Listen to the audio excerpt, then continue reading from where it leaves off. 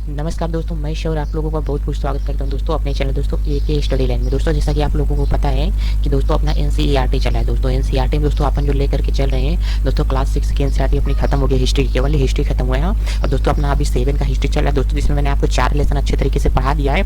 आज दोस्तों अपना क्या 5वां लेसन दोस्तों स्टार्ट है। ठीक है, तो चलिए दोस्तों अपन लोग स्टार्ट करते हैं। लेकिन हाँ, इसके पहले दोस्तों आप लोग फीस जमा कर दो। ठीक है, फीस जमा कर दो। ऐसा हाँ, फीस जमा कर दो, मतलब वीडियो को आप लोग क्या कर दो दोस्तों, शेयर कर दो। अगर वीडियो को अभी तक आप लोगों ने शेयर नहीं किया है तो दोस्तों ज़्यादा से ज़्यादा चैनल को आप लोगों को, आप लोग दोस्तों को बताओ। ठीक है, चैनल के बारे में सभी को बताओ। हो सके तो वीडियो को ज़्यादा से ज़्यादा दोस्तों आप लोग शेयर करो। एक दिन में अगर कम से कम 4 फ्रेंड को शेयर करोगे दोस्तों, अपनी फैमिली भी जल्दी इंक्रीज होगी। ठीक है, तो भाई दोस्तों अपन स्टार्ट कर रहे हैं एनसीईआरटी। ठीक है, अच्छा मैंने एक बात ये बताता हूँ कि एनसीईआरटी पढ़ने का मतलब होता क्या है, कि अपन लोग एनसीईआरटी पढ़ते ही क्यों है, मतलब क्या आवश्यकता पड़ी कि अपन लोग क्या करते हैं, एनसीईआरटी पढ़ते हैं। तो एनसीईआरटी में जितने अपने ऑब्जेक्टिव क्वेश्चन होते हैं और लिखित क्वेश्चन होते हैं, ये थोड़ा बेहतरीन तरीके से क्लियर होते हैं। और इसमें मतलब एक बच्चे के लेवल से समझाया गया। अगर क्लास 7 का स्टूडेंट है तो उसे आप कितना प्यार से समझा सकते हो चीज़ें। ठीक है, तो मतलब उतने ही अच्छे तरीके से समझाया गया है। और जो भी फैक्ट है इसमें करेक्ट फैक्ट अपने को दिया गया है। ठीक है, तो ऑब्जेक्टिव क्वेश्चन सॉल्व करने को बहुत बहुत ज़्यादा मतलब बहुत अच्छी भूमिका निभाती है अपनी क्या है, एनसीईआरटी है। एनसीईआरटी से बाहर कुछ भी नहीं। इसके बाद मैं एक मैराथन क्लास लेकर के चलूंगा। हर मतलब एक दिन में एक मैराथन क्लास होगी। 6 की पूरी एनसीईआरटी है। ठीक है, हिस्ट्री का,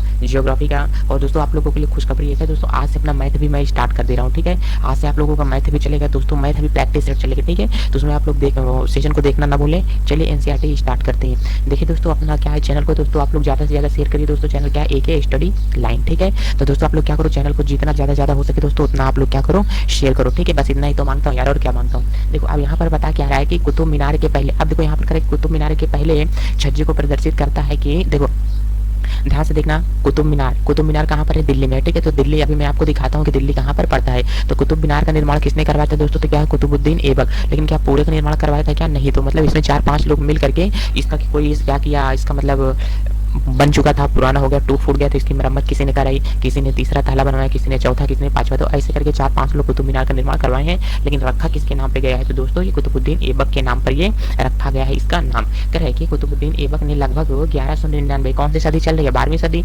1199 में इसका निर्माण करवाया था। करके छज्जे के नीचे छोटे मेहराब। देखो अब यहाँ पर मेहराब क्या होता है, मेहराब जैसे आप लोग घर का दरवाजा होता है, मंदिर होता है, ये तो मस्जिद होता है, इस प्रकार से उसका क्या होता है, दरवाजा होता है कि नहीं, ऐसा मतलब ऊपर से ए आकार का अगर उसका होगा, ये तो अगर ऐसे होगा तो इसी को अपन लोग क्या बोलते हैं, मेहराब बोलते हैं। ठीक है, तो जो इसका गेट होता है यहीं पर, इसी को अपन लोग क्या बोलते हैं, मेहराब बोलते हैं। मेहराब ज्यामिति रूप रेखाओं द्वारा निर्मित नमूने को क्या करते हैं, देखते हैं। क्या आपको छज्जे के नीचे अभिलेख की 2 पट्टियां दिखाई दे रही है। छज्जा क्या होता है, इसका मतलब छत आप लोग समझ के चलना। ठीक है, जैसे क्या होता है, कुतुब मीनार अपना होता है, तो कभी आप लोग देखोगे ऐसे कुतुब मीनार अपना यहाँ पर बनाया गया है। ठीक है, तो कुतुब मीनार देखो कुछ यहाँ पर क्या है, बाउंड्री सर्कल दिया गया। ठीक है, जैसे अपन लोग क्या, अगर मैं यूँ बनाऊँ, ये कुतुब मीनार मैंने बना दिया, तो इस पे क्या है, कुछ ना कुछ दोस्तों यहाँ पर ऐसे छज्जे दिए गए, मतलब क्या, कुछ बाउंड्री नुमा चीजें यहाँ पर दी गई। जैसे बाउंड्री नुमा दिए गए, इसी को अपन लोग क्या बोलते हैं, छज्जा बोलते हैं। ठीक है, यार कि ये प्लेग अरबी में लिखे गए, मतलब इस छज्जे पर क्या किया गया, कुछ डिजाइन बनाया गया है इस पर ऐसे, जैसे अभी भी डिजाइन बनाया जाता है, लेकिन उस पर क्या फुल पत्तियां बनाते हैं, लेकिन तब क्या किया गया, कुछ इस पे लिखा गया है, लेकिन वो अरबी भाषा में लिखा गया, अरबी भाषा में है। अब गौर करें कि मीनार का बाहरी हिस्सा क्या है, घुमावदार है, मतलब कोणी है।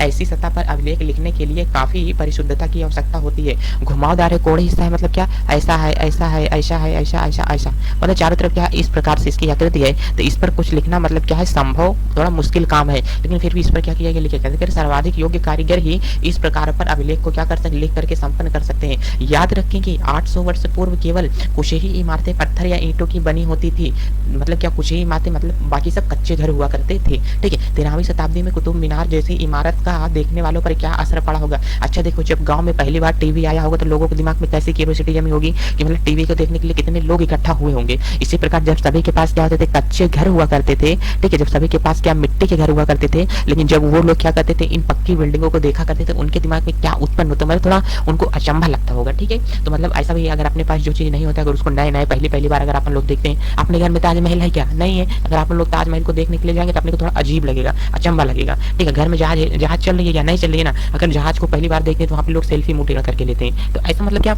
जो चीज उनके पास नहीं है, मतलब जो चीज अपने पास नहीं है, मतलब यूज में नहीं है, उसको देखने पर थोड़ा क्या लगता है, अचंभा लगता है। तो ठीक है, मतलब क्या उनके दिमाग में थोड़ा प्रभावित पड़ते हैं, हाँ वाह कितना अच्छा है, ऐसा है वैसा है, ठीक है। तो दोस्तों क्या शासक और इमारतें, मतलब यहाँ से अपना जो चैप्टर स्टार्ट हुआ है ना, देखो अभी तक तो अपने को फर्स्ट पेज में मैं हमेशा कहानी समझाता हूँ, क्योंकि एनसीईआरटी चल रहा है, तो एनसीईआरटी की कहानी को समझाना मेरा मेन थीम होता है। क्योंकि देखो मेरा मानना जहाँ तक होता है, अगर चैप्टर का बेसिक आप लोग अच्छे से समझ लेते हैं ना, मतलब उस चैप्टर के बारे में बताया क्या गया है, ठीक है, अगर उसके विषय में क्या समझाया गया, अगर अपन लोग इसको अच्छे से समझते हैं तो उस चैप्टर को पढ़ने का मजा ही थोड़ा अलग होता है, ठीक है। देखो मतलब इस चैप्टर पर अपने को फोकस किस पे करना है, टोटल फोकस किस पे करना है, तो इसमें जो अपने को पढ़ना है केवल और केवल इमारतें पढ़ना है। अभी 6 से लेकर के अभी तक जो अपन लोगों ने पढ़ा है ना, मतलब उसमें कौन सा शासक क्या बनवाया, केवल इसी को पढ़ेंगे। तो मतलब शासक के विषय में पढ़ेंगे कि इसका पीरियड काल कब आया, शासन कब आया, और उसी प्रकार से इसमें क्या पढ़ेंगे, इमारतें के विषय में अपन लोग क्या करेंगे, पढ़ेंगे। जैसा कि आप लोग जानते हो किसी गांव में क्या होता है, प्रधान होता है। आप लोग सोचते हो कि मैं प्रधान पे इतना ज्यादा वीडियो क्यों बनाता हूँ, कोई बात नहीं, आप चलो देख लो प्रधान पे ही वीडियो। देखो अगर हमने कहा कि मान लेता हूँ मैं कोई यहाँ पे टाइम ऑफ पीरियड लेता हूँ, ठीक है। अब देखो जैसे मैंने यहाँ पर क्या लिया, सन 2000 मैंने ले लिया, फिर मैंने यहाँ पर क्या लिया 2005 ले लिया, फिर मैंने यहाँ पर कितना ले लेता हूँ, 6 ले लेता हूँ यहाँ पर, ठीक है। फिर मैंने यहाँ पर 2000 कितना ले लिया, 11 ले लिया, ठीक है।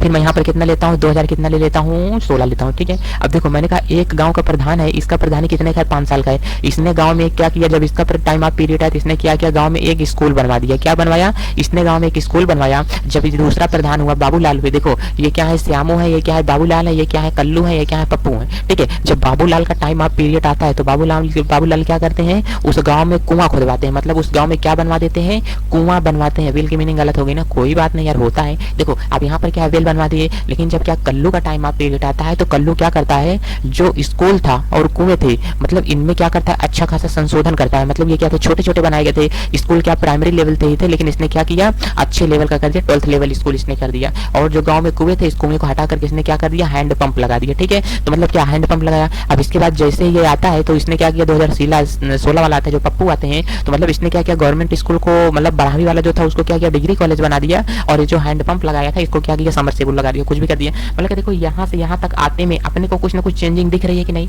मतलब क्या इस वाले पीरियड में, इस वाले पीरियड में, और क्या करते हैं इस वाले पीरियड में, तीनों में अपने आपको क्या दिखता है, चेंजिंग दिख रहा है। मतलब तीनों प्रधान अपने अपने टाइम में अलग अलग क्या किए हैं, गांव में सुविधा दिए हैं। इसी प्रकार से तभी भी बनाया गया था, तो जो शासक जैसे जैसे आया था वैसे वैसे सुविधा के अनुसार, अपनी मतलब गाँव की सुविधा के अनुसार, उस राज्य की सुविधा के अनुसार अलग अलग इमारतें तथा जनता की सुविधा के लिए कोई ना कोई चीजों का निर्माण कराया था। ऐसा नहीं है कि गाँव में अगर कोई शासक आया है, मतलब क्या अभी शासक पे चल रहा हूँ, ठीक है, किसी राज्य में कोई क्या आया, अगर शासक आया हुआ है तो मारपीट करने के लिए नहीं आता, क्योंकि वहां पर उसको सत्ता बनानी है, तो जनता की भी देखभाल करना होगा। तो पहले उस गांव के राजा को हराएगा, उसके बाद उसको अपने क्या करेगा, आगे झुकाएगा। तो मतलब क्या, आपने राजा को तो हरा दिया, गांव पर अधिकार कर लिया उस राज्य पर, अब क्या कर अपने हिसाब से उस गांव का क्या करेगा, चलाएगा।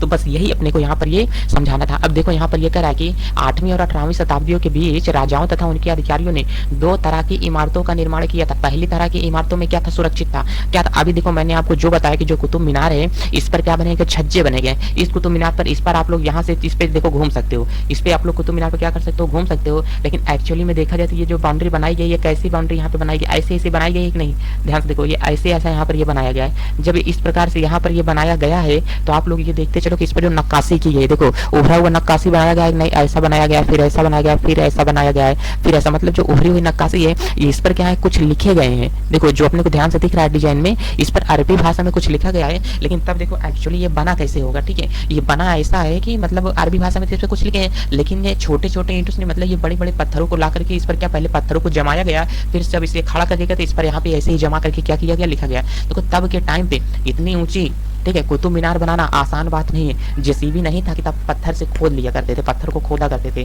तो पत्थर को हाथ से उठाया ही करते थे। तो आप लोगों को मैं थोड़ा यहाँ पर समझाना चाहूंगा डीप में कि आखिर इसको इतने बड़े बड़े पत्थर इतने ऊपर कैसे रखते होंगे, ठीक है, इतने बड़े बड़े पत्थर इतने ऊपर कैसे रखते होंगे। तो एक इसके लिए थ्योरी दी गई है, जो थ्योरी क्या दी गई है इसको आप लोग थोड़ा ध्यान से समझना, ठीक है। ये मैं अपने मन से कोई चीजें नहीं बता रहा हूँ, सब का सब प्रमाण दिया गया है। आपका जो एनसीईआरटी सारा लेके चलूंगा तो उसमें आपको सब प्रमाण देते हुए चलूंगा, क्योंकि 7वीं की एनसीईआरटी में इतना डीप में नहीं दिया गया है। तो देखो मैं आप लोगों को सामने कुछ यहाँ पर लेके चलता हूँ। अच्छा देखो बच्चों, यहाँ पर जो कुतुब मीनार बना हुआ है, ठीक है, कुतुब मीनार ऐसे इतना ऊंचा यहाँ पर बना है, बोला समझा कि ना। तो कुतुब मीनार जब इतना ऊंचा यहाँ पर ऐसे बना करके यहाँ पर रखा गया है, ठीक है, तो आप लोग यहाँ पर देखो, तो एक कुतुब मीनार का देखो ये पहला छज्जा है, ये इसका क्या दोस्तों यहाँ पे ये दूसरा है, और यहाँ पर ये इसका कुतुब मीनार का कैसा है, तीसरा छज्जा है। तो अगर अपन लोग यहाँ पर इसको अगर देखते हैं तो ध्यान से देख के चलना,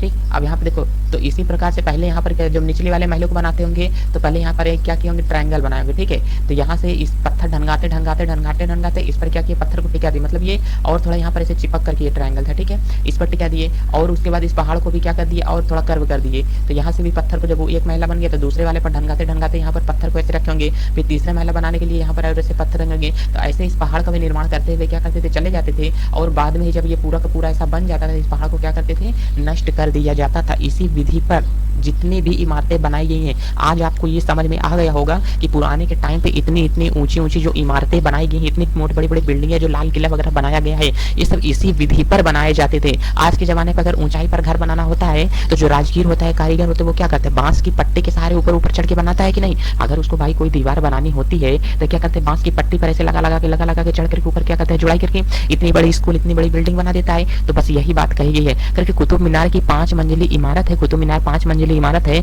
अभिलेखों की पट्टियां इसके पहले छज्जे के नीचे हैं। इस इमारत की पहली मंजिल का निर्माण कुतुबुद्दीन ऐबक ने कराया था तथा शेष मंजिल का निर्माण 1229 में के आसपास इल्तुतमिश द्वारा करवाया गया था। मतलब पहली मंजिल का निर्माण किसने करवाया, कुतुबुद्दीन ऐबक ने। उसके बाद जो है उसका निर्माण किसने करवाया, इल्तुतमिश ने करवाया। और कई वर्षों में यह इमारत आंधी तूफान तथा भूकंप की वजह से इसमें क्षतिग्रस्त हो जाती थी, टूट फूट जाती थी, ठीक है। तो इसका मरम्मत किसने करवाया, मोहम्मद बिन तुगलक तथा फिरोज शाह तुगलक और इब्राहिम लोदी ने इसका क्या किया, मरम्मत करवाया। पहली मंजिल का निर्माण किसने करवाया, कुतुबुद्दीन ऐबक, जिसके नाम पे रखा गया कुतुब मीनार। और दूसरा किसने करवाया, इल्तुतमिश ने इसके बाद इसको बनवाया। तो मरम्मत करवाने में कितने लोगों को आते हैं, मोहम्मद बिन तुगलक, फिरोज शाह तुगलक और इब्राहिम लोदी। तुगलक जितने हैं और इब्राहिम लोदी जो है वो क्या किए, मरम्मत कराए हैं। और इल्तुतमिश है जो क्या किया, इसके दूसरी के बाद सभी का बनवाना स्टार्ट किया। अब देखते हैं आगे करके, संरक्षित तथा इस दुनिया और सभी दुनिया में आराम विराम की भव्य जगहें, किले हैं, मकबरे हैं दूसरी श्रेणी में। देखो कह रहा है कि जो पहले के टाइम पे राजा होते थे, ये गांव में 2 तरह की वस्तुएं बनवाते थे, मतलब 2 श्रेणी की वस्तुएं बनवाते थे। अब पहली श्रेणी में क्या आता था, जगहें, किले तथा मकबरे थे। मतलब क्या, आराम विराम की मतलब क्या, जिसे आप लोग क्या धर्मशाला बोलते, ठीक है। आराम विराम की भव्य जगहें, लाल किले तथा मकबरे बनाते थे। तथा जो दूसरी श्रेणी में वस्तु बनवाते थे, ये मंदिर, मस्जिद, हौज, कुएं तथा बाजार जैसी जनता के उपयोग के लिए इमारतें बनवाते थे। राजा से अपेक्षा की जाती थी कि वे अपनी प्रजा की देखभाल करेंगे तथा प्रजा के उपयोग और आराम के लिए इमारतों का निर्माण करवाकर राजा उनकी प्रशंसा पाने की आशा करते थे कि मैं गांव में ऐसा करवा रहा हूं तो गांव के लोग मेरी क्या करेंगे, प्रशंसा करेंगे। जैसे गांव का कोई क्या होता है, प्रधान होता है, तो उस गांव में इतना अच्छा काम क्यों करता है वो, ताकि उसे इस बात का लालच होता है कि अगले साल जब प्रधानी हो गांव की तो मैं ही इस गांव का क्या बनूं, प्रधान बनूं, ताकि इस गांव के लोग हमें क्या करें, वोट दें। तो उम्मीद है कि ये सब चीजें आप लोगों के कॉन्सेप्ट बेहतरीन तरीके से समझ में आता होगा, ठीक है। फिर इस तरह के निर्माण कार्य व्यापारियों सहित अन्य व्यक्तियों के द्वारा भी किए जाते थे। वे मंदिर, मस्जिद और कुओं का भी निर्माण करवाते थे। आज भी गाँव में लोग क्या अपने से हैंडपंप नहीं लगवाते हैं क्या, अपने से कोई प्राइवेट स्कूल नहीं बनता है क्या, लेकिन सरकारी स्कूल भी बनता है, प्राइवेट भी बनता है, सरकारी नल भी लगते हैं, सरकारी कुएं भी खुदाई होती है। तो ऐसा तब भी होता था कि जो लोग सक्षम होते थे वो लोग अपने से क्या करते थे, सुविधा के अनुसार काम कराते थे। परंतु घरेलू स्थापित व्यापारियों की विशाल हवेलियों के अवशेष 18वीं शताब्दी से ही मिलने शुरू हो गए हैं। देखो कह रहे कि आगरा के किले का निर्माण में लगा क्या है, श्रम है। मतलब आगरा के किले में मतलब वो निर्माण करने में कितने व्यक्तियों को आवश्यकता पड़ी, करके अकबर द्वारा निर्मित आगरा का किला किसने कर बनवाया, तो अकबर ने बनवाया, जिसमें 2000 पत्थर काटने वाले और क्या है 2000 सीमेंट व चूना बनाने वाले तथा 8000 मजदूरों की आवश्यकता पड़ी, ठीक है। तो टोटल कितना हो गया, 8 12,000 मजदूर इसमें क्या किए थे, लगे थे। समथिंग अपने कितना बताते, लेकिन इससे ज्यादा भी लगे हुए होंगे, ठीक है। तो 12,000 मजदूर क्या किए थे आगरा के किले में लगभग, ठीक है। करेक्ट टाइम नहीं बता रहा है, करेक्ट यहाँ पर मजदूर नहीं बता रहा है, लगभग अपने को इसमें क्या कर रहा है, बता रहा है। तो चलिए दोस्तों अपन लोग आगे चलते हैं, देखते हैं क्या बता रहे। देखो हाँ, इसमें एक कहानी आपको समझाना है कि जो गाँव का प्रधान होता था ये पहली श्रेणी की वस्तु बनवाता था और क्या करता था, दूसरी श्रेणी की वस्तु बनवाता था। तो अपन लोग यहाँ पर ये देखते हैं कि जहाँ जो यहाँ का क्या होता था, राजा होता था। ध्यान से देखो, तो जो यहाँ का राजा होता था ये एक तो क्या करता था, फर्स्ट वस्तु बनवाता था और मतलब क्या सेकंड श्रेणी की वस्तु बनवाता था। ये फर्स्ट श्रेणी की वस्तु किसके लिए बनवाता था, तो अपने लिए बनवाता था। किसके लिए बनवाता था, अपने लिए। और ये किसके लिए बनवाता था, तो ये जनता के लिए बनवाता था। किसके लिए बनवाता था, जनता के लिए। जनता के लिए गाँव में किसका निर्माण करवा दिया, कुआं का निर्माण करवा दिया। और किसका निर्माण करवा दिया, तालाब का निर्माण करवा दिया। और किसका निर्माण करवा दिया, सिंचाई का निर्माण करवा दिया। मतलब मैं आप लोगों को आइडिया दे रहा हूँ, ठीक है। और किसका निर्माण करवा दिया, मंदिर का निर्माण करवा दिया। गाँव में सेकंड क्लास की वस्तु बता रहा हूँ। और किसका निर्माण करवा दिया, मस्जिद का निर्माण करवा दिया। ये सभी क्या हो गए, गाँव के निर्माण में हो गई।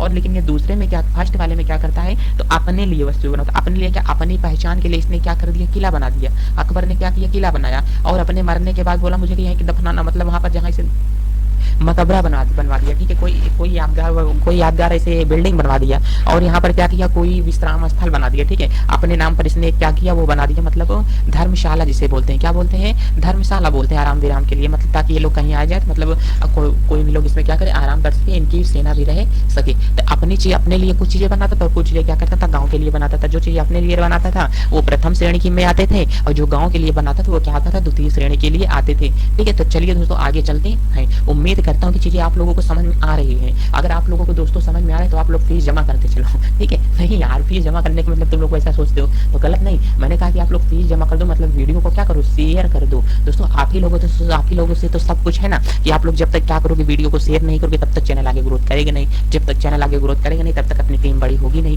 ठीक है। तो अभी आप लोगों के लिए करंट अफेयर का सेशन भी लाने के लिए सोच रहा हूँ, लेकिन मैं सोच रहा हूँ पहले एक बार पढ़ा करके सब कंप्लीट तो कर दिया जाए यार, उसके बाद कुछ चीजें नहीं लानी, पर अकेले सब चीज बनाने में लाने में बहुत प्रॉब्लम हो जाता है। तो चलिए दोस्तों अपन आगे समझ के इसको चलते हैं। आप करके अभियांत्रिकी कौशल, देखो करें कि अभियांत्रिकी कौशल तथा निर्माण कार्य, अच्छा ये क्या होता है अभियांत्रिकी कौशल तथा निर्माण कार्य, मतलब उस टाइम पे ऐसा क्या मतलब किस चीज का निर्माण किया गया था, ठीक है, उसका अपन लोग क्या करेंगे, अध्ययन करेंगे। क्योंकि इमारतों से हम उनके निर्माण में प्रयुक्त शिल्प विज्ञान का भी पता लगा सकते हैं। क्योंकि छत का ही उदाहरण ले लीजिए, हम चार दीवारों के आर पार लकड़ी की सातीरों अथवा एक पत्थर की पट्टियां रख करके क्या करते हैं, छत बना लेते हैं। छत का मतलब क्या है, जैसे अपन लोग पिलर बनाते हैं, पावा देते हैं और इसके ऊपर अपन लोग क्या करते हैं, छत बना देते हैं, नीचे अपन लोग क्या करते हैं, आराम से घर में रहते हैं, ठीक है। अपन लोग का क्या हुआ, छत बन गया। जैसे आप लोग अपने घर के ऊपर देखो, मकान को देखो, मतलब चार दीवार ऐसे ऐसे क्या करते हैं, बना लेते हैं और इसके ऊपर क्या करते हैं, छत रख लेते हैं। तो लकड़ी का भी मतलब जैसे आप लोग कुरिया जानते होगे, मड़ही जानते होगे, आप लोग जो जानते हो अपने अपनी लैंग्वेज में, ठीक है, ऐसा बना लेते हैं, ठीक है, छज्जा डाल लेते हैं, कांसे का भी डाल लेते हैं, बहुत से लोग बांस का भी बनाते हैं, बम्बू का भी,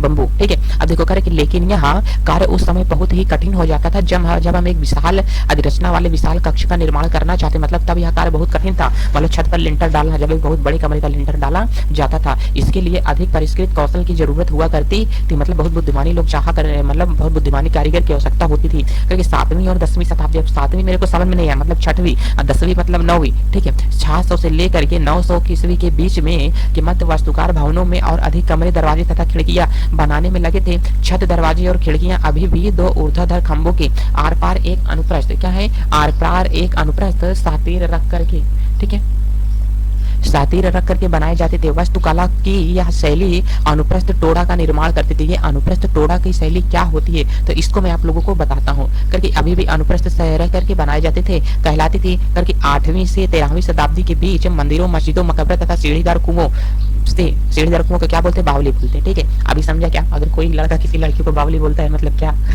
देखो करे कि भावना के निर्माण में इस शैली का क्या है, प्रयोग हुआ है। अब देखो आखिर में आप लोगों को यहाँ से थोड़ा और पढ़ लेता हूँ, उसके बाद मैं इसका अच्छे से समझाता हूँ। देखो करे कि 7वीं और 10वीं शताब्दी के मध्य वास्तुकार भवनों में और अधिक कमरे, दरवाजे तथा खिड़कियां बनाने लगे। छत, दरवाजे और खिड़कियां अभी भी ऊर्ध्वाधर खंभों के आर पार एक अनुप्रस्थ सातिर रख करके ही बनाए जाते थे। वास्तुकला की यह शैली अनुप्रस्थ टोड़ा का निर्माण कहलाती थी। 18वीं शताब्दी के बीच मंदिर, मस्जिद तथा मकबरों, सीढ़ीदार कुओं से जुड़े भवनों का निर्माण शैली का प्रयोग किया जाता था। अब देखो यहाँ पर इस चित्र में मैं आपको बता रहा हूँ कि अनुप्रस्थ टोड़ा की शैली क्या है। तरह की देखो चित्र 2 में दिखाया गया, ठीक है। चित्र 2 का देखो क्या है, चित्र 2 का मतलब क्या, इस वाले चित्र में, और 2 का खा मतलब किसमें, इस वाले चित्र में अपने को क्या देखने को मिलता है। अब यहाँ पे देखो करके दिल्ली की कुव्वत अल इस्लाम मस्जिद का एक हिस्सा 12वीं शताब्दी का है। करके मेहराल के निर्माण में अनुप्रस्थ टोड़ा तकनीकी क्या है। अब ध्यान से देखो ये अनुप्रस्थ टोड़ा तकनीकी क्या होती है। अगर हमने कहा एक यहाँ पर ऐसे क्या रखते थे, पहले पिलर रख दिया जाता था, ठीक है। अब देखो यहाँ पर एक क्या है, ऐसे पिलर रख दिए हैं, तो इस पे पिलर रखे। अब देखो इस पर क्या करता था, एक बड़ा सा पत्थर रखा जाता था, ऐसा एक बड़ा सा पत्थर इस पे रखे, एक बड़ा सा पत्थर क्या रखे, इस पे रखे, फिर एक बड़ा सा पत्थर क्या रखे, इस पे रखे, फिर एक बड़ा सा पत्थर कहाँ रखे, इस पे, फिर एक बड़ा सा पत्थर इस पे रखे, फिर एक इस पे। अब यहाँ पर क्या, एक बड़ा सा पत्थर इस पे रख दिए गए। तो जो बगल बगल के पत्थर होंगे, ध्यान से देखना, जो इसके बगल बगल के सारे पत्थर दिखाए गए हैं, तो बताओ जो इस पे पत्थर रखे गए हैं, इस पूरे के पत्थर का भार कहाँ पर आ गया, बीच में लटक आया। अब पृथ्वी का गुरुत्व केंद्र इतना ज्यादा होता है कि इसका टूटने का भय रहता था। अचानक से इतना बड़ा गेट है, अंदर घुसने का है, ये गिर जाए, घुसने वाला अंदर व्यक्ति क्या कर सकता था, मर सकता था। देखो ये पिलर तो एक्चुअली में है इतना पतला पतला, तो कि आप लोग जानते हो पृथ्वी का गुरुत्व केंद्र के कारण ही हम लोगों का खड़ा हो पाना ही संभव है, ठीक है। जहाजों में आप लोग खड़े क्यों नहीं हो पाते हो, सॉरी फिजिक्स का क्वेश्चन लेके जा रहा हूँ, चलो सीधा देखो। तो इतना पतला इसका क्या है, पिलर, लेकिन एक्चुअली में जो बीच में लटकने वाला पोर्शन है, इतना ज्यादा ये बीच वाला पोर्शन लटक रहा है, क्या ये यहाँ पे बीच में गिर सकता है कि नहीं। देखो मेहराब आकृति यही वाली कहलाती है, आपको बताते हैं, ठीक है। अब देखो यहाँ पर अनुप्रस्थ टोड़ा जो तकनीकी है ना, इसकी ये मतलब थोड़ा कमजोर तकनीकी साबित हुई, इसके कारण गिरने का भी क्या रहता था, डर रहता था मकान भवनों का, ठीक है।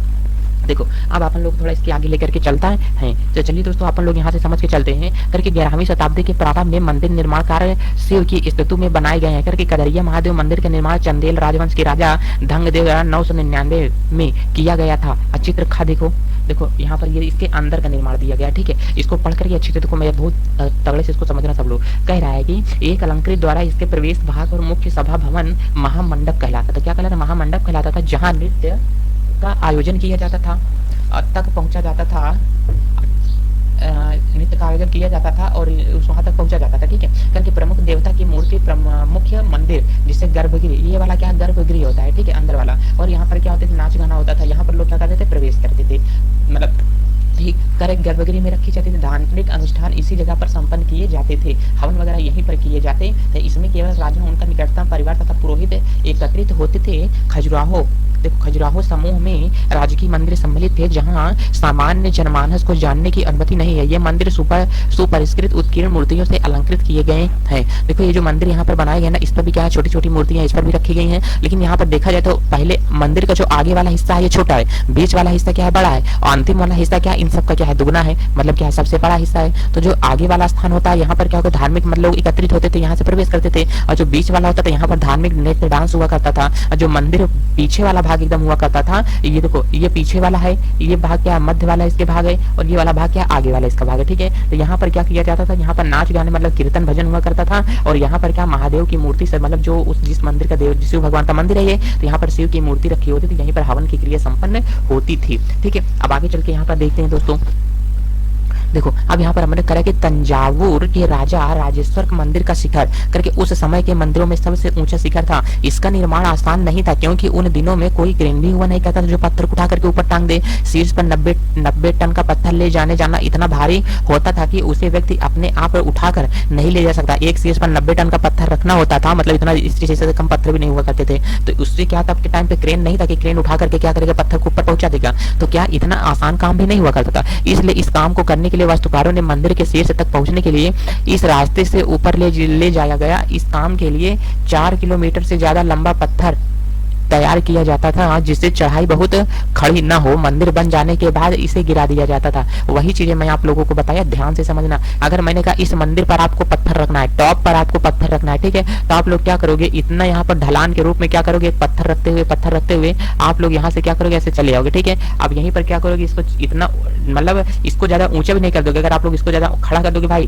तो यहाँ पर ले जाने में से क्या होगा दिक्कत, तो ज्यादा खड़ा कर दोगे तो चढ़ाएंगे कैसे, गिर जाएगा ना। तो इतना ज्यादा, उसके बाद यहीं से क्या करते थे, पत्थर को यहाँ से उठा करके क्या करते थे, ले जाते थे, और यहाँ पर क्या करते थे, इस पत्थर को रख दिया जाता था। और इसके बाद में इस दीवार को क्या कर दिया जाता था, तोड़ दिया जाता था, ध्वस्त कर दिया जाता था। इसी विधि पर जितनी इमारतें गई हैं बनाई है एक ट्रायंगल पर, ठीक है। चलो आगे समझते हैं क्या चीजें आप लोगों को समझ में आ रही हैं। तो चलिए आप लोग अब इसका देखते हैं। देखो अब यहाँ पर कह रहा है कि लेकिन उस क्षेत्र के लोगों ने मंदिर निर्माण के अनुभव को काफी लंबे समय तक क्या किया है, याद किया है। आज भी मंदिर के पास एक गांव को क्या है, चारूपल्लम, ठीक है, कहा जाता था, जिसका शाब्दिक अर्थ क्या होता है, चढ़ाईदार रास्ते का गांव, ठीक है। अब चलो अपन लोग देखते हैं। चलिए दोस्तों अब इसके नीचे क्या दिया गया है, देखो अब यहाँ पर मेहराब का विशुद्ध रूप, ठीक है, मेहराब का विशुद्ध रूप आखिर क्या है, मेहराब के मध्य में डाट अधिसंरचना के भार को मेहराब की आधारशिला पर डाल देती है। चलिए इसको अपन लोग देखकर कि 12वीं शताब्दी में 2 प्रौद्योगिकी एवं शैली संबंधी परिवर्तन दिखाई पड़ने लगते हैं। दरवाजे और खिड़कियों के ऊपर की अधिसंरचना का भार कभी भी मेहराबों पर डाल दिया जाता था। वास्तुकला का यह चप्पाकार रूप था, ठीक है। करके निर्माण कार्य में चूना पत्थर सीमेंट का प्रयोग बढ़ जाता था। या उच्च श्रेणी की सीमेंट हुआ करती थी, जिसमें पत्थर के टुकड़े के मिलाने के लिए कंक्रीट बनाई जाती थी, जिसे आप लोग क्या सीमेंट वाले बोलते हो, ठीक है। करके वजह से विशाल ढांचों का निर्माण सरलता और तेजी से होने लगा। इसमें निर्माण स्थल पर एक नजर डालें। देखो मैं इसके निर्माण स्थल की प्रक्रिया मैं आप लोगों को समझा रहा हूँ। देखो पहले के टाइम पे क्या हुआ करता था, बहुत अच्छे तरीके से आप लोग यहाँ पर समझ के चलना। इसको मैं 2 भागों में आप लोगों को बांट करके इसका मैं कंपेयर आपको कर दूंगा, ठीक है। देखो यहाँ पर क्या करते थे, पहले यहाँ पर जो इस प्रकार से यहाँ पर ऐसे मेहराब बनाए जाते थे, ठीक है। अब ऐसा जो यहाँ पर बनाया गया है, देखो पहले क्या करते थे, पत्थर ऐसे काट करके इसके ऊपर क्या करते थे, रखे जाते थे। तो जो पत्थर यहाँ पर रखा जाता था, एक टाइम ऐसा आता था कि पूरा का पूरा पत्थर का भार कहाँ पर पड़ जाता था, बीच में पड़ जाता था। तो ये पत्थर क्या था, गिर जाता था। लेकिन बाद में तकनीकी सुधार के कारण ये लोग अपने में थोड़ा सुधार लाए, और सुधार लाने के बाद में क्या करते हैं, ये क्या होता था, इनका पिलर हुआ करता था, ठीक है। ये इनका पिलर है। अब पिलर के पास में ये क्या करते थे, ऐसा प्रकार का यहाँ पर पत्थर रखते हुए चले जाते थे, ठीक है। ध्यान से देखो। अब इस प्रकार के यहाँ पर ऐसे थोड़ा चौकोर टाइप का क्या करते थे, पत्थर रख देते थे। अब इसके बाद में क्या नीचे से भी इस पे क्या किया गया, लिंटर मार दिया गया। अब इसके ऊपर यही तकनीकी वाला पत्थर फिर से क्या करने लगे, पूरा पत्थर फिर से मतलब ईंट जैसा बिछाया जाता था, वही तकनीकी चलती रही, ठीक है। लेकिन क्या किया गया, नीचे लिंटर मार दिया गया, ठीक है। जैसा भी आज का भी देखो, आपके घर में कोई बीम बनी होगी तो देखो पहले उस पर क्या किया गया, खड़े ईंट के लगा गया, ठीक है। बीम बनती है आज के आपके घर में, पिलर बनता है ईंट वाला जिसमें बीच में मसाला डालते हैं, तो उसके ऊपर बाद में क्या करते हैं, बेड़ी ईंट लगा करके क्या करते हैं, जुड़ाई कर देते हैं, ठीक है। लेकिन एक्चुअली में इनके बीच में क्या कहते हैं, कंक्रीट के द्वारा क्या करते थे, सीमेंट बालू के द्वारा इसको भी क्या करते थे, बीच बीच में जोड़ दिया जाता था। जिन लोगों को नहीं समझ में आया ध्यान से देखो, ऐसा यहाँ पर बीच में करते थे, लेकिन एक्चुअली में ऐसा यहाँ पर क्या करते थे, इसको लगा करके इस प्रकार से यहाँ पर इस पर बीम मार दिया करते थे। बीम को मारने के बाद में इसको सीमेंट बालू से क्या करते थे, जाम करते थे। फिर इसके बाद वो अपनी विधि से क्या करते थे, मेहराब को या कि जो इसकी संरचना ऐसे जाती थी, ठीक है, जैसा आपको यहाँ पर चित्र में दिखाया गया ऐसा। देखो अब यही आपको ये दिखाया गया है कि यहाँ पर ऐसा मार दिया जाता था। उसके बाद ये देखो थोड़ा सा दिखाया ना आपको, ईंट वैसे ही जोड़ा जाता था, जैसे ईंट जोड़ते थे पहले वैसे, लेकिन क्या नीचे इसके क्या एक पिलर बना दिया जाता था, जिसके कारण कि ये क्या करे, टिका रहे, ठीक है ना। उम्मीद करता हूँ कि आप लोगों को ये चीजें अच्छे तरीके से समझ में आई होंगी। चलो दोस्तों आगे देखते हैं, ठीक है। चलिए अब यहाँ पर क्या बता रहा है, देखो ये ऐसा यहाँ पर बनाया गया, ठीक है। देखो ये मेरा मतलब इसके अंदर जाने में थोड़ा फीलिंग अच्छा आना चाहिए, सब कुछ अच्छा भी लगे जाने में। लेकिन यहाँ पे देखो ये क्या बीम मार दी गए, डबल बीम मारी गई, एक बीम ये मारा गया, एक बीम इस पे क्या किया दोस्तों, ये मार दिया गया। अब ये गिरने वाला नहीं, कोई कितना भी खड़ा हो जाए, 100-200 लोग ऊपर खड़े हो जाएंगे ना तो भी ये गिरेगा नहीं। और लेकिन ऊपर क्या किया गया, पत्थर वैसे भी इस पे लगा दिया गया, ठीक है। तो चलिए दोस्तों अपन लोग अब क्या करते हैं देखते हैं, चलो ठीक है। चलो अब यहाँ पर करके मेहराब का विशुद्ध रूप अलाही दरवाजा के मेहराब प्रारंभिक 14वीं से कुम्मत अल इस्लाम के मस्जिद के बीच में दिल्ली है, ठीक है। अलाही दरवाजा कहाँ पर, दिल्ली में। करके बताइए कि मजदूर क्या कर रहे हैं, कौन से औजार दिखाए गए हैं। देखो इसमें मजदूर क्या कर रहे हैं, पढ़ने पे ही पता लगेगा। देखो अब कौन से औजार दिखाए गए, पत्थरों को ढोने के लिए किस साधन का प्रयोग किया गया है। करके मंदिर, मस्जिद और हौजों का निर्माण, ठीक है। आगरा के किले में जल द्वारा निर्माण को दिखाती है चित्रकारी अकबरनामा से लिए जाते हैं। देखो अब कह रहे कि मंदिरों और मस्जिदों का निर्माण बहुत सुंदर तरीके से किया जाता था, क्योंकि वे उपासना के स्थल हुआ करते थे। करके वे अपने संरक्षक की शक्ति, धन, वैभव तथा भक्ति भाव का भी प्रदर्शन करते थे। उदाहरण के लिए राजेश्वर मंदिर को लिया जाता था। एक अभिलेख से इस बात का संकेत मिलता है कि मंदिर का निर्माण राजा राजदेव ने किया। देखो यही हो सकता है, मंदिर का निर्माण किसने किया, राजा राजदेव ने अपने देवता राजा राजेश्वरम की उपासना हेतु किया था।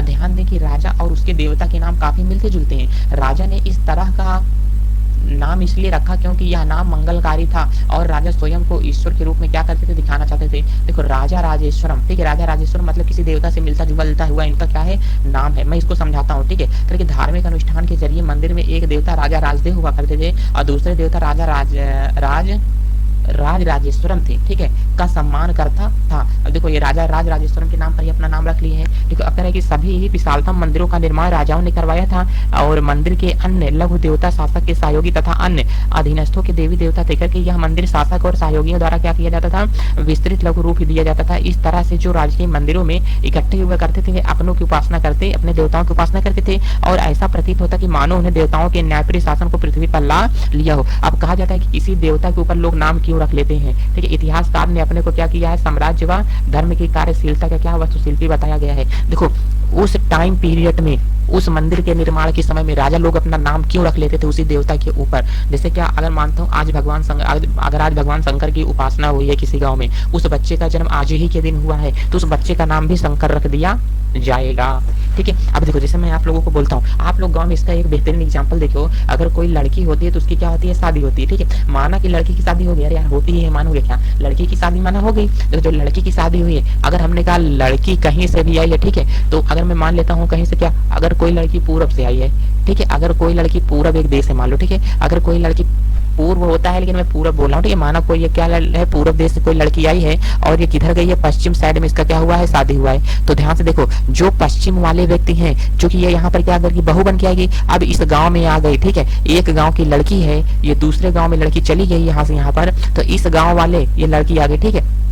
इस गांव वाले जो है इस लड़की को क्या बोलेंगे, ठीक है, ध्यान देखो, इस गांव वाले इस लड़कियों को क्या बोलेंगे, क्या पूर्वहीवा पूर्वी, क्या बोलेंगे, पूर्वी लड़की, क्या बोलेंगे, पूर्वी लड़की बोलेंगे। इसका मतलब क्या, ये लड़की कहाँ से आई है, पूर्व से, मतलब क्या इसके नाम से ही पता चल रहा है कि पूर्वी लड़की है, मतलब ये पूर्व देश से आई हुई है। अब जैसे क्या कोई क्या होता है, बच्चा होता है। अब देखो अगर हमने कहा किसी एक गाँव में, अब हमने कहा भगवान शंकर की स्थापना हो रही है, क्या हो रहा है, अगर भगवान शंकर की स्थापना हो रही है, ठीक है, अगर तुम्हारे पापा कल्पना करो अपने घर में, तुम्हारे घर में कोई मंदिर बन ढा है वो किसका है? भगवान शंकर का मंदिर है। अब कल्पना करो कि तुम्हारी शादी हो गई है और उस दिन तुम्हारी बीवी ने क्या किया? जन्म दे दिया एक होनहार बालक को। ठीक है, एक होनहार बालक को अगर जन्म दिया तो तुम्हारे पापा क्या बोलेंगे? नहीं, आज तो शंकर भगवान का दिन है, इसका भी नाम साक्षात मैं क्या करूंगा? कल्लू रख दूंगा।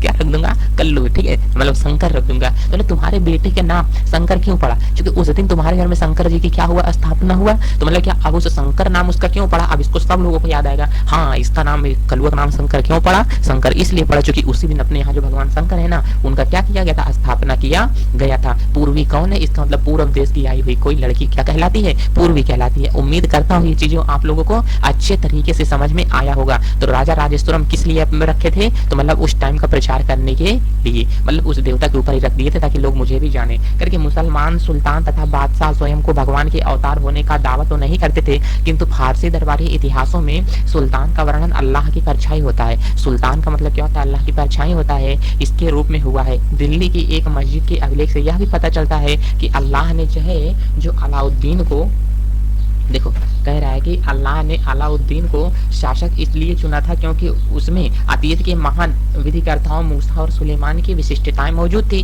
और सबसे महान विधिकर्ता और वस्तुकार अल्लाह स्वयं ही था करके उसने अपने अव्यवस्था को दूर करके विश्व का सृजन किया, एक व्यवस्था और संतुलन कायम किया। करके सत्ता में आने पर प्रत्येक राजवंश के राजा अपने शासक होने के अपने नैतिक अधिकार पर और जोर डाला। उपासना के स्थानों में निर्माण ने शासकों को ईश्वर के साथ अपने घनिष्ठ संबंध की उद्घोषणा भी करने का मौका दिया। करे कि ऐसी उद्घोषणाएं तेजी से बदलती राजनीति के संदर्भ में महत्व का कारक बन लेती थी, जो कि शासकों ने विद्वान के घनिष्ठ और धर्मनिष्ठ व्यक्तियों को भी क्या किया? आश्रय प्रदान किया और अपनी राजधानियों तथा नगरों को महत्वपूर्ण सांसारिक सांस्कृतिक केंद्र के रूप में क्या करते थे? परिवर्तित करने का प्रयास करते थे। इन सबसे उनके शासन तथा राज्य को ख्याति मिलती थी। अब देखो इतना यहाँ पे बोल रहा है, ठीक है, इसको आप लोग ध्यान से यहाँ पे कुछ चीजें समझ के चलना, मैं आप लोगों को समझा रहा हूँ। देखो यहाँ पर ये क्या, इसको आप लोग अच्छे से समझना। मक्का की ओर संकेत करते हैं। मक्का किधर पड़ता है? पश्चिम की ओर पड़ता है। तो जो मुस्लिम लोग नमाज पढ़ते हैं वो पश्चिम की ओर नमाज करके पढ़ते हैं, ठीक है। जो मुस्लिम धर्म के, इस्लाम धर्म के लोग होते हैं वो पश्चिम की ओर क्या करते हैं? मतलब क्या अपना नमाज पढ़ते हैं। जो पश्चिम की ओर क्या करते हैं? मुंह पढ़ के नकाब नमाज पढ़ते हैं, उसे किबला बोला जाए। कोई लोग पूरा नहीं माना, उसे क्या बोलते हैं? किबला बोला जाता है। देखो हिंदू और मुस्लिम अगर कल्पना की जाए तो इसमें कुछ मतलब जो चीजें है ना वो उल्टी निभाई जाती हैं। जैसे क्या हिंदू लोग पूजा करते हैं तो मुंह किधर करते हैं? पूर्व की ओर करते हैं। लेकिन अगर इस्लाम धर्म के लोग मुस्लिम धर्म को अगर अपना क्या मतलब पूजा करते हैं, नमाज अदा करते हैं, अजान करते हैं, तो ये लोग किधर करते हैं? ये लोग पश्चिम दिशा को क्या मानते हैं? शुद्ध मानते हैं। और हिंदू लोग क्या करते हैं? पूर्व दिशा को क्या मानते हैं? शुद्ध मानते हैं। हिंदू लोग क्या करते हैं? लाल कपड़े को शुद्ध मानते हैं। लेकिन ये जो इस्लाम धर्म के लोग होते हैं ये क्या करते हैं? ग्रीन कपड़े को क्या करते हैं? शुद्ध मानते हैं। हिंदू लोग अगर अपने यहाँ क्या निशान जिसे बोलते हैं ना, आप लोग मतलब क्या भगवान का जो झंडा चढ़ाते हैं, ठीक है, जो भगवान का झंडा होता है वो कहता है हिंदू में कैसा होता है? रेड कलर का होता है। लेकिन जो इसमें इस्लाम में होता है वो कैसा होता है? ग्रीन कलर का होता है। मतलब कुछ चीजें उल्टी निभाई जाती है। तो चलो अपन लोग इसको नीचे देख करके अच्छे से चलते हैं, ठीक है। चलो अब यहाँ पे देखो, अगर आपको कुछ बताया गया हो तो नीचे अगर अपने को क्या समझा गया है, करके व्यापक समझ यह भी मिलती है कि न्यायप्रिय राजा का एक राज ऐसा होता था जहाँ खुशहाली होगी और जहाँ पर्याप्त वर्षा होगी। करके इसी तरह हौजों और जलाशयों के निर्माण द्वारा बहुमूल्य पानी उपलब्ध कराने के लिए कार्य बहुत ही प्रशंसा की जाती थी। सुल्तान इल्तुतमिश ने दिल्ली एक कोहना ने एकदम निकट एक विशाल तालाब का निर्माण कराया था, व्यापक सम्मान प्राप्त किया। करके इस विशाल जलाशय को हौजे सुल्तानी अथवा राजा का तालाब कहा जाता था। क्या आप इसे अध्याय 3 के मानचित्र में ढूंढ सकते हैं? करके शासक प्रायः सामान्य लोगों के लिए बड़े और छोटे हौजों के तालाबों का निर्माण करवाते थे। मतलब क्या करते थे? शासक प्रायः सामान्य लोगों के लिए, मतलब जैसे गांव में तालाब खुदवा दिया, ठीक है, वैसा छोटे हौजों का निर्माण, तालाबों का निर्माण करवाते थे। कभी कभी वे किसी मंदिर, मस्जिद तथा जामी मस्जिद के छोटे हौज पर ध्यान दे, ठीक है। करके एक गुरुद्वारे का भी निर्माण करवाया गया है। करके हरमंदिर साहब और उसका पवित्र सरोवर अमृतसर, ठीक है, मतलब इस जो अमृतसर का जो तालाब है इसका भी क्या किया गया था? निर्माण कराया गया था, ठीक है। इसका ध्यान से देखो, जो अमृतसर में स्वर्ण मंदिर है वो तालाब के बीचों बीच में बना है ना, पंजाब में पड़ता है। तो चलिए अपन लोग इसको देखते हैं। अब देखो यहाँ पर करके मंदिरों को क्यों नष्ट किया गया? तब के टाइम पे मंदिरों को क्यों नष्ट किया? क्योंकि राजा मंदिरों का निर्माण अपनी शक्ति, धन संपदा और ईश्वर के प्रति निष्ठा के प्रदर्शन हेतु करते थे। ऐसे में यह बात आश्चर्यजनक नहीं लगती थी कि जब उन्होंने एक दूसरे के राज्यों पर आक्रमण किया तो उन्होंने प्रायः क्या किया? ऐसी देखो करके उन्होंने प्राय ऐसी इमारतों पर निशान साधा। नवीं शताब्दी के आरंभ में जब पांडे राजा श्रीमर श्रीवल्लभ के ने श्रीलंका पर आक्रमण कर राजा का सेन प्रथम को पराजित किया तो उसके विषय में बौद्ध भिक्षु तथा इतिहासकार धम्मकित्ती ने लिखा है कि सारी बहुमूल्य चीजें वह ले गया और रत्न महल में रखे स्वर्ण की मूर्ति बनी बुद्ध की मूर्ति और विभिन्न मठों में रखी सोने की प्रतिमाओं को भी ले गया और कह रहा है कि इन सभी को उसने जब्त कर लिया करके सिंघली शासक ने आत्माभिमान को इससे जो आघात लगा उसका बदला लिया जाना स्वाभाविक था करके अगले सिंघली शासक ने सेन द्वितीय ने अपने सेनापति को पांड्यों की राजधानी मदुरई पर आक्रमण करने का आदेश दे दिया और बौद्ध इतिहासकार ने लिखा है कि इस अभियान में बौद्ध की स्वर्ण मूर्ति को ढूंढ निकालने तथा वापस लाने की महत्वपूर्ण प्रयास किया गया है। ठीक है करके मुगल चार बाग है, हुमायूं के मकबरे का चार बाग दिल्ली है। ठीक है हुमायूं के मकबरे का जो चार बाग है उसका एक नक्शा दिया है अपने आप को। चलो अब आगे देखते हैं कि इसमें क्या दिया गया आखिर। देखो करे कि इस तरह 11वीं शताब्दी के आरंभ में जब चोल राजा राजेंद्र प्रथम ने अपनी राजधानी में शिव मंदिर का निर्माण करवाया तो उसने पराजित शासकों को जब्त की गई उत्कृष्ट प्रतिमाओं से भर दिया करके एक अधूरी सूची में निम्न चीजें सम्मिलित है। चालुक्यों से प्राप्त सूर्य पीठिका, एक गणेश मूर्ति, दुर्गा की कई मूर्तियां, पूर्वी चालुक्य से प्राप्त नंदी मूर्ति, उड़ीसा के कालिंगों से प्राप्त भैरव मतलब शिव का रूप, या भैरव किसका रूप है, शिव का रूप है, भैरवी की एक प्रतिमा, बंगाल के पालो से प्राप्त काली मूर्ति करके गजनी का सुल्तान महमूद राजेंद्र प्रथम जो कि उस समय का था भारत में कह रहा है कि अपने अभियानों के दौरान उसने पराजित मंदिरों को अपवित्र किया करके उसके धन और मूर्ति को लूटा गया करके उस सुल्तान महमूद को महत्वपूर्ण शासन नहीं था लेकिन मंदिरों को नष्ट करके खास तौर पर सोमनाथ का मंदिर उसने एक महान इस्लामी योद्धा के रूप में श्रेय प्राप्त करने का प्रयास किया करके मध्ययुगीन राजनीतिक संस्कृति में ज्यादातर देखो करके जो ज्यादातर शासक अपने राजनीतिक बल का सैनिक सफलता का प्रदर्शन कर पराजित करते थे उसे स्थलों का क्या करते थे निर्माण करवा करके लूटा करते थे। अब देखो कह रहा है कि बाग मकबरे तथा किले, जो बाग को कहते थे मकबरे और क्या होते थे किले होते थे, उसके विषय में कुछ बता रहा है करके मुगलों के अधीन वास्तुकला और अधिक जटिल हो गई। बाबर, हुमायूं और अकबर जहांगीर और विशेष रूप से शाहजहां साहित्य कला और वास्तुकला करके विशेष रूप से जो शाहजहां थे साहित्य कला और वास्तुकला में व्यक्तिगत रुचि लेते थे। अपनी आत्मकथा में बाबर ने औपचारिक बागों की योजनाओं और उनके बारे में अपनी रुचि का वर्णन किया है क्योंकि अक्सर ये बाग दीवार से घिरे हुआ करते थे तथा कृत्रिम नहरों द्वारा चार भागों में विभाजित किया जाता था। आयताकार अहाते में स्थित हुआ करते थे और बागों की योजनाएं क्या करते थे, बागों की योजनाएं में अपनी रुचि का क्या करते थे वर्णन किया करते थे। चार समान हिस्सों में बटे होने के कारण ये चार बाग कहलाते थे। चार बाग बनाने का परंपरा अकबर के समय से शुरू हुई। अकबर सर्वाधिक सुंदर चार बागों को कश्मीर, आगरा तथा दिल्ली में जहांगीर और शाहजहां ने बनवाया था। ठीक है अकबर के शासनकाल में कई तरह के महत्वपूर्ण वास्तुकला का नवा विचार हुआ और इसकी प्रेरणा अकबर के वास्तुकला ने उसे क्या मध्य एशियाई पूर्वज तैमूर मकबरों से लिया गया है। हुमायूं के मकबरे में सबसे पहली बार दिखने वाला केंद्रीय गुंबद ऊंचा था जो कि बहुत ऊंचा था।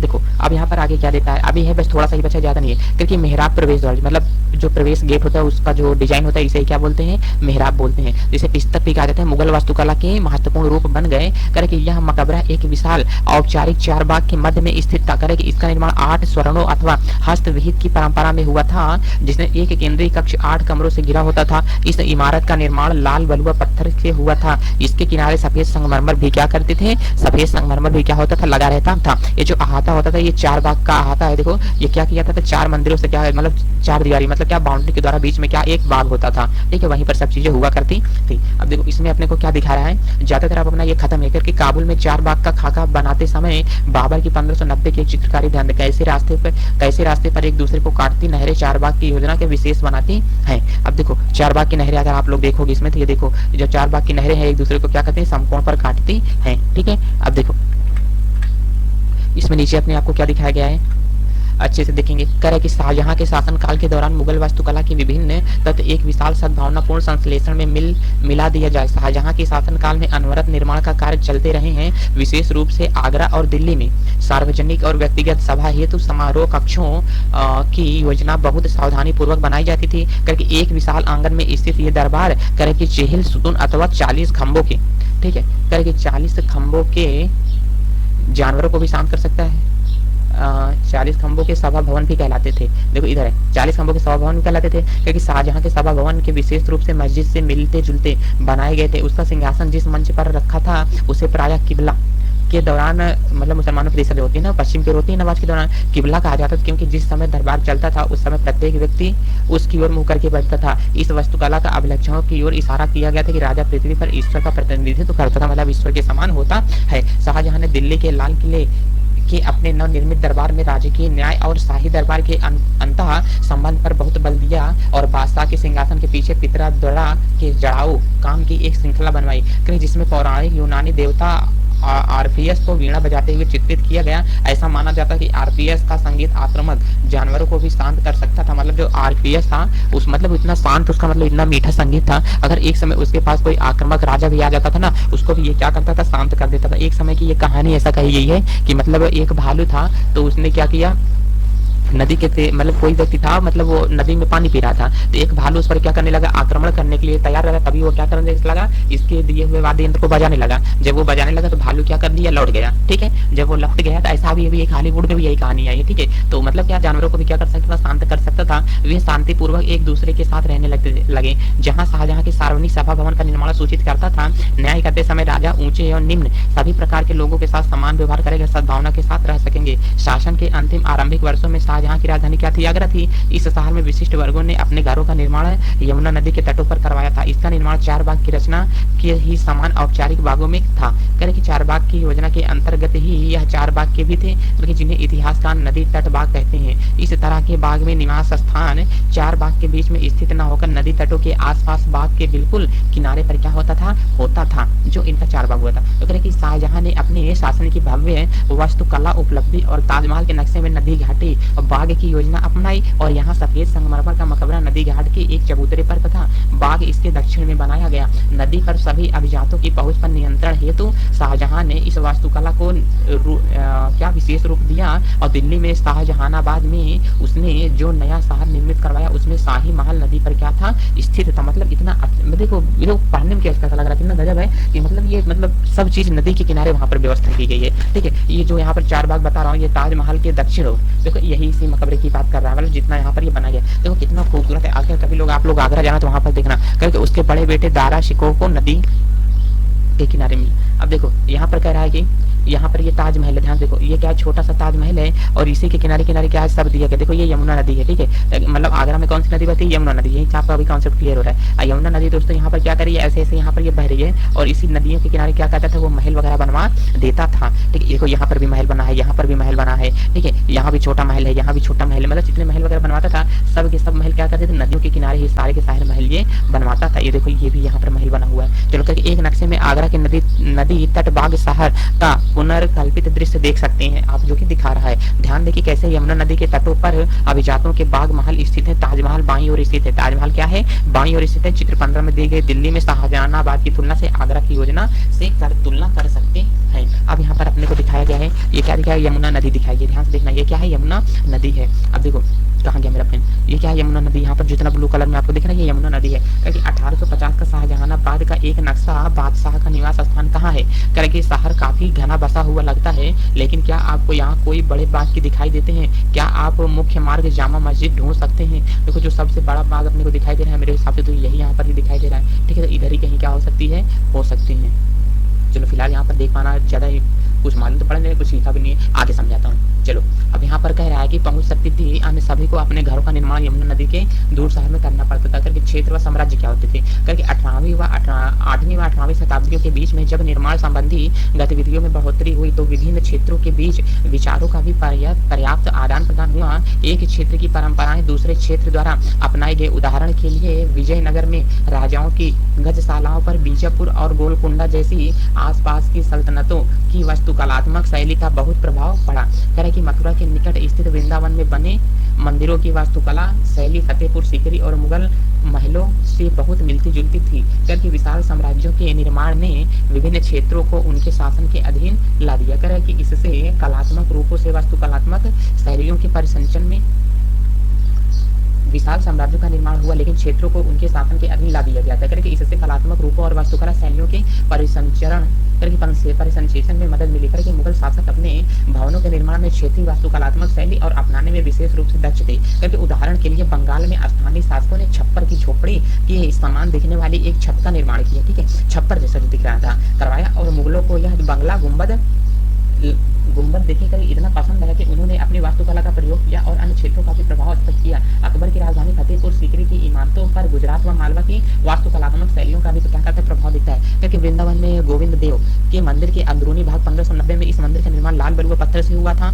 और प्रतिच्छेदी मेहराबों पर ध्यान दिया गया। तो आप तो इसकी ऊंची जो भीतरी छत का निर्माण किया गया था ना, ये वास्तुकला की क्या थी, शैली थी जो उत्तर पूर्वी ईरान से लाई गई थी और फतेहपुर सीकरी में इसका प्रयोग किया गया था। मतलब तब का डिजाइन भी कहीं कहीं से लाया जाता था। जो कारीगर होते सीख सीख के आते थे। 18वीं शताब्दी से मुगल शासकों की सत्ता के धूमिल हो जाने के बाद भी करके उनके आश्रय में विकसित वास्तुकला शैली निरंतर प्रयोग में ही रही है। अब शासकों ने जब भी स्वयं के राज्य स्थापित करने का प्रयास किया, यह शैली अपनाई गई, क्योंकि फतेहपुर सीकरी के जोधाबाई महल में छत के विस्तार को संभालते अलंकृत स्तंभ का टेक गुजरात के क्षेत्र की वास्तुकला परंपराओं से क्या हुआ है, प्रभावित हुआ है। दोस्तों मेरे हिसाब से ज्यादा नहीं बचा हुआ है चैप्टर, अब बस अपना क्या होगा, द एंड ही होगा। ठीक है, ये लास्ट पेज है अपना।